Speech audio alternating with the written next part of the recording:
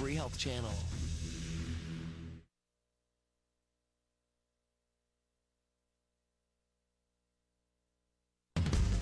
Impact. How much can the human body take?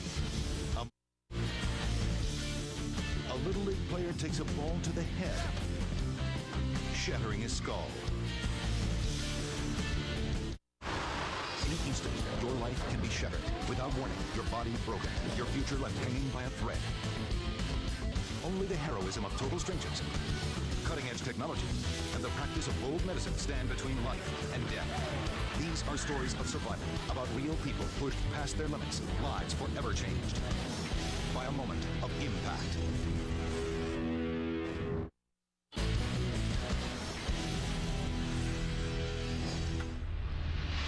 At a city league practice, a baseball hits Preston Piper in the head. The impact shatters his skull and almost kills him. April 14th, 1999. A cold spring day in Idaho Falls. All right, let's go, guys. Baseball was the favorite sport of 15-year-old Preston Piper. The high school freshman was trying out for third base. He threw several balls to Brian Simmons on second. Soon, Preston moved to the sidelines to give another player a turn.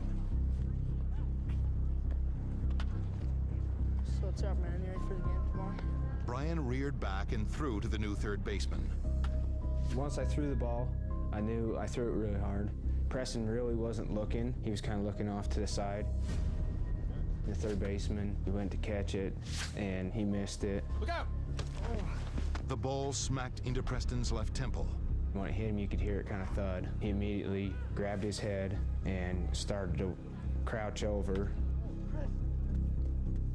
Assistant coach Bob Whithelm rushed to help. What happened, guys? What happened? He said it hurt up here on the top of his head, and his hands were covering his eyes. So I felt his head, and nothing felt unusual. You know, there was no soft spot, no swelling. It's not unusual for kids to get hit with a baseball. It happens all the time. It's part of the game. All right. Think you can get up? So we took him off by third base and moved him out of the way. Okay. Everything's gonna be all right. Guys, go ahead and practice. I'll be right back.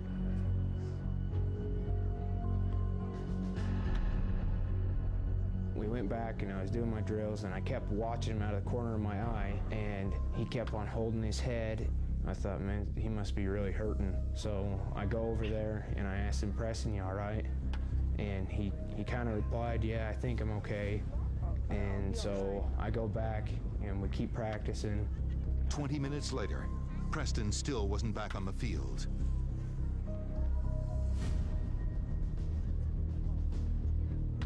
I knew something was really wrong. I thought for sure he would have kind of shook it off and been, you know, back in doing the drills with us. When Preston dropped to his knees in pain, everyone was concerned. Coach Whithelm said he would take Preston home. On the way to the car, Preston suddenly felt nauseated. That's when the coach decided he should drive him straight to the hospital. Well, on the way there, I noticed that he went from sitting in the seat to curling more into the fetal position. So I really got worried about him. Come on, wake up, Preston. Don't go to sleep. At Eastern Idaho Regional Medical Center, Preston was examined by emergency physician Jeff Keller. What happened to you? When I first saw him, Preston couldn't remember what had happened to him, and he complained of a headache, but in most other respects, he interacted with me normally, he answered questions normally. My initial diagnosis was that he had a concussion, but I didn't think that he had a serious injury. Just to be sure, Dr. Keller ordered a CT scan. He returned from the CAT scan very quickly and he had deteriorated dramatically. He was no longer able to carry on a conversation with me. He was no longer able to answer questions. He was no longer able to follow commands. He was going downhill fast. Can you touch my finger? The results of the CT scan were devastating. It seemed unlikely, but the hand-thrown ball had caused terrible damage. When the baseball hit Preston's temple, it actually fractured his skull. The sharp broken bone severed an artery and caused bleeding on the surface of his brain. The blood was quickly accumulating and forming a dangerous clot. which was steadily increasing pressure on the brain. Once I saw the x-ray, I knew that he had a horrendous brain injury and that unless he got to surgery quickly, he would die. Preston was immediately prepped for emergency brain surgery. His parents got to the hospital just in time to see him wheeled to the operating room. We were told that he may not come out of the surgery. It's that serious. I can't explain how much you just want to say I love you one more time to him. Preston's life was now in the hands of neurosurgeon Brent Greenwald.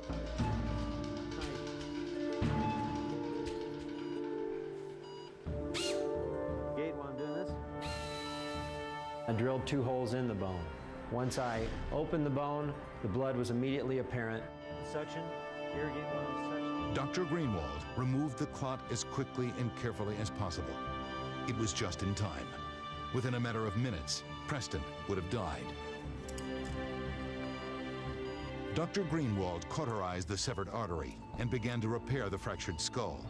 That's when he noticed something very unusual. I found that the rest of the bone was quite brittle and very thin. Preston's bone should have been a lot thicker in the area that was injured. He had the brittle bones of a 90-year-old. Dr. Greenwald was perplexed. See how thin that bone is? Then, even more puzzling news. The results of Preston's routine blood work had come back and showed abnormally high levels of a protein, creatinine, in his blood. This just didn't make sense. It was extremely rare for a young man to have blood levels with a BUN and creatinine so elevated. This is the type of results I would expect in an elderly patient who had been on renal dialysis for years. Dr. Greenwald ordered a retest. The results were the same. Astonishingly, this meant that Preston's kidneys were barely functioning. This explained why his bones were so brittle. But it also meant that this 15-year-old ball player could be facing the last days of his life. Now on Discovery Health Channel, an all-new Impact Stories of Survival. And next, follow true stories of baffling illnesses on Mystery Diagnosis. Later, witness bizarre medical phenomena on an all-new Medical Incredible. Tomorrow, from the very first moment of possibility, get an inside view of the amazing journey each one of us takes to be born. Don't miss the premiere of Conception to Birth, tomorrow on Discovery Health Channel. Health Channel. Log on to discoveryhealth.com for more truth about sex.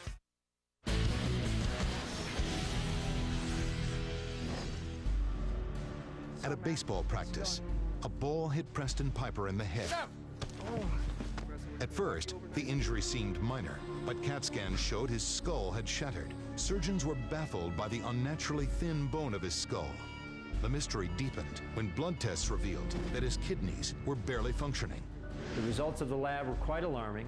His situation was pretty dire, that he was in end-stage renal disease, and further action needed to be taken fairly rapidly. The function of the kidney is to eliminate waste. Deadly toxins were building up in Preston's body. As soon as the surgery was over, Dr. Greenwald went to tell Preston's parents the shocking news. Preston needed a kidney transplant.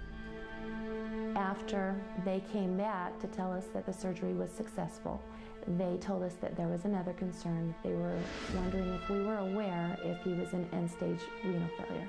We, of course, were not aware of that at all. And then, as they explained that to us and started asking us about certain symptoms, he had every one of them. Preston's parents had noticed that he was always tired, that he constantly complained of joint pain, that he had stopped growing. They had taken him to various specialists, but nobody had diagnosed the problem. I'm afraid he would have gone to sleep one night and probably wouldn't have woke up had it not been for this injury. Preston was referred to kidney specialist Dr. Raul Nelson. He had quite advanced kidney failure. His kidney function, I would estimate, was only 10 to 15% of normal. Luckily, both parents were a good match. Either could donate to save their son. We knew it would be my husband or myself. It's something I think any parent wouldn't think twice about. Humans have 2 kidneys and can function normally with just one, but removing a kidney is a major surgery. Since Darla had 5 other children to care for, They decided Lon would be the kidney donor. Preston needed 4 months to fully recover before the transplant could take place. Preston and his father were both prepped for the carefully orchestrated procedure that would transfer one of Lon's healthy kidneys into his son's ailing body. You know, usually when your children go through something, you have your husband to lean on. But when they were both gone, it was a very alone feeling. It took 1 hour to remove Lon's right kidney. The organ was quickly rushed down the hall to Preston. Another hour later, Preston had a new kidney. Preston received the kidney very well. There were no signs of early rejection. It was an amazing thing to know that an organ that was in Lon's body was now in Preston's body. 6 months after his life-altering accident, Preston was finally ready to start living a normal life again. There were so many times that the doctors thought I wasn't going to make it, or just everything wasn't looking the best. And for some reason, I pulled through. The baseball accident that almost killed Preston became the reason he was still alive. I can specifically remember people shouting, "Duck," and I turned my head, and as I turned my head, I was struck by the baseball. And it felt just very painful, like someone just took a hammer and just pounded me in the head. I sort of doubled over because the pain was so excruciating. I started holding my head, and I could hear blood rushing. I felt like I was bleeding. I put my hand up to my head, expecting that I was going to see blood, but when I looked down, there was no blood at all. It turned out that what Preston had felt was the bleeding inside his brain. The first thing I remember after awaking from the surgery is seeing my parents right in front of me. They eventually worked their way in to tell me that I was going to need a kidney transplant. Preston must now take 35 pills every day to keep his kidney functioning normally. But in all other respects, he's a normal 21-year-old. He's grown physically, and the whole family has grown emotionally. To know that a part of me can be taken, like my kidney, and help preserve someone's life is a wonderful feeling. He's taught us also how fragile life is, and how important family is, how important your children are, what a gift they are. For Preston, the gift is having a father like his. Through him giving me life again, giving me a kidney, I really feel that we had such amazing growth, that we had this bond that's just unbreakable. There's no way that anybody could take that away from us. Next, a tobacco store manager's life is suddenly on the line when she is senselessly attacked. Like all traumatic accidents, Mona's impact turned her life upside down. In many cases, these near disasters set in motion a monumental chain of events. Tragedy averted by heroic rescues, the will to live nurtured by medical professionals, and doctors combining science and insight to send these people back to happy, healthy lives. Lives nearly lost in a moment of impact. Next,